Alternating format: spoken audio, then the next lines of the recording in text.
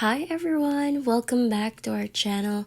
For today's video, we're gonna learn how to clear WhatsApp cache on iPhone. It's super easy, so let's get started.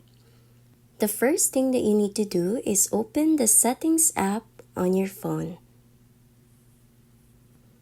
Here you need to look for General. Tap on it and click iPhone Storage. And from here, look for WhatsApp and tap on it.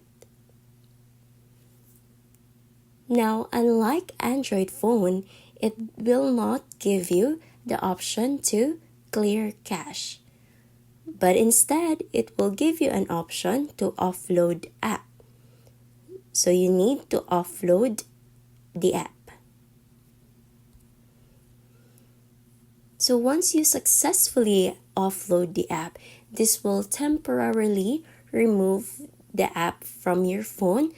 Don't worry because the documents and data will not be deleted. So once you successfully offload it, you just need to reinstall the app.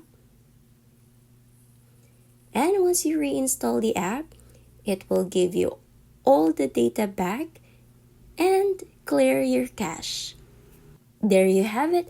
If you find this video helpful, don't forget to click like, subscribe, and click that notification bell for more videos like this.